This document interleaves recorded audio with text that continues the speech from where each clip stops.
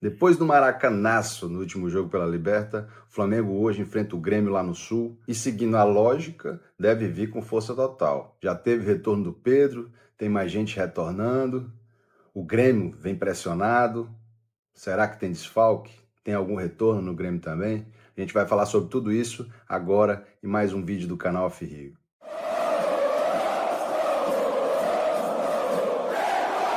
No meio da semana, o Flamengo perdeu para o Central Córdoba, mas hoje tem a chance de voltar ao caminho das vitórias, que é o caminho natural do Mengão.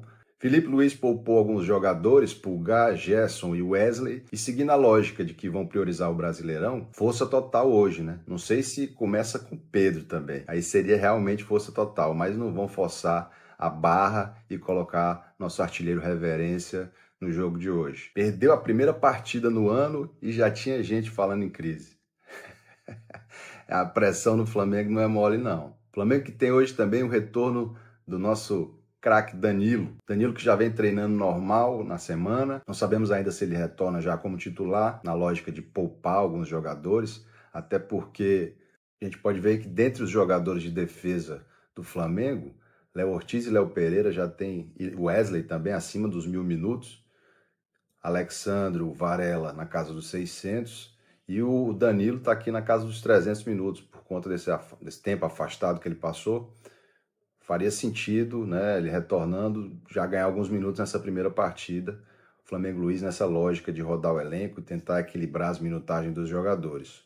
Danilo que volta aí a ficar à disposição depois de 50 dias. Com certeza veio em boa hora esse retorno, porque é uma grande opção tanto para a lateral esquerda. Na verdade, ele pode jogar em todas ali da zaga, né? Pode jogar de lateral direito, nas duas, de zagueiro ou na lateral esquerda.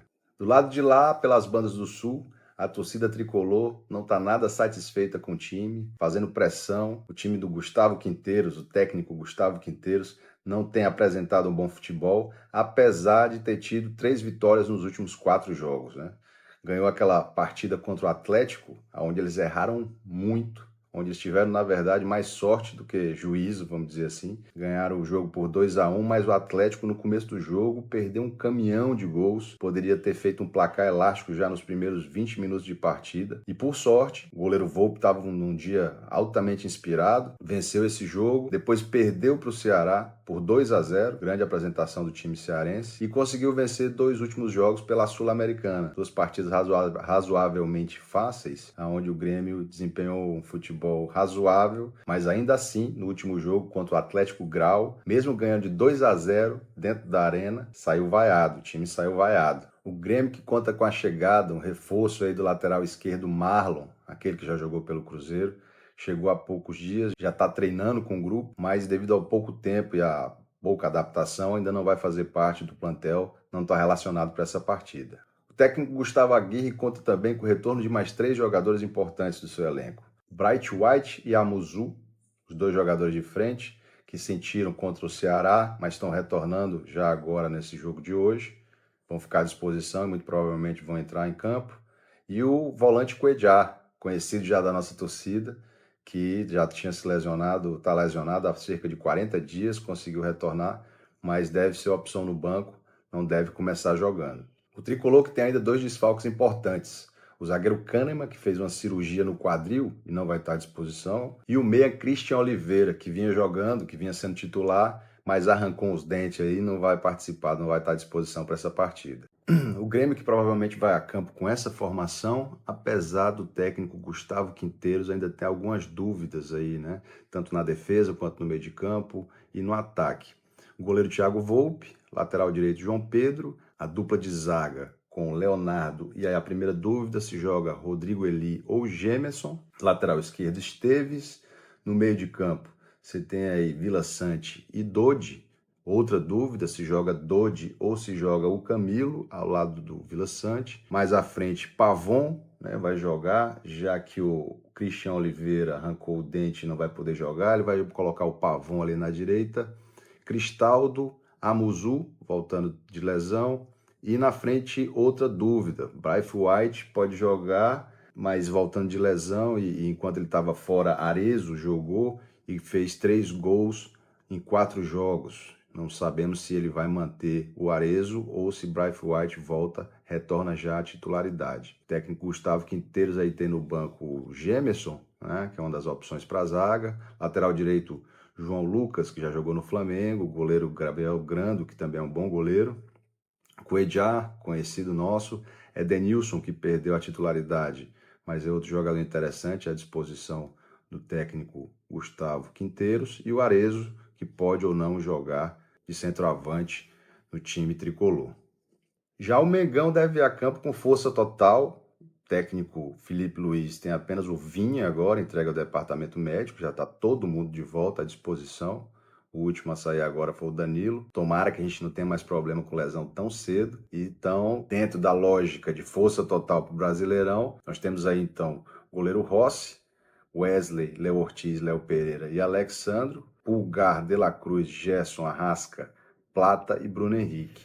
Acredito que a dúvida seja aqui entre Plata e Cebolinha ou até Juninho, né? E também na lateral esquerda, se o Ayrton Lucas pode entrar ganhando mais uns minutos e dando um descanso pro Alexandro.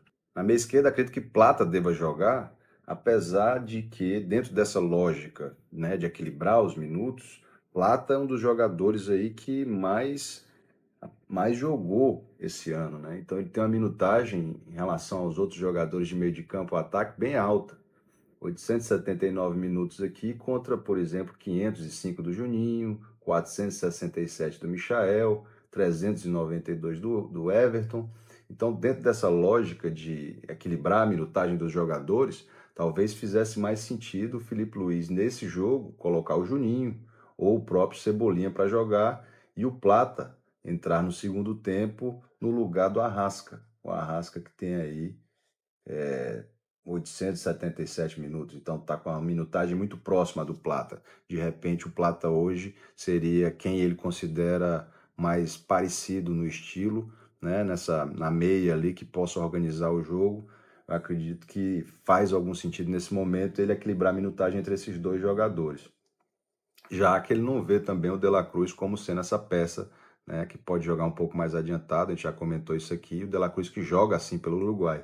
Filipe Luís que tem ainda opções interessantes no banco, como Danilo, que volta e pode ficar à disposição. Você tem aí Ayrton Lucas, que pode ou não revezar com o Alexandro na lateral esquerda. O próprio Cebolinha, Michael, Juninho e o Pedro, que está à disposição de novo e acredito que vai ganhar mais uns minutos no jogo de hoje. A rodada do Brasileirão começou ontem. Tivemos já alguns jogos aí como Bragantino e Botafogo. O Bragantino ganhou de 1-0 do time carioca lá no Abichedi.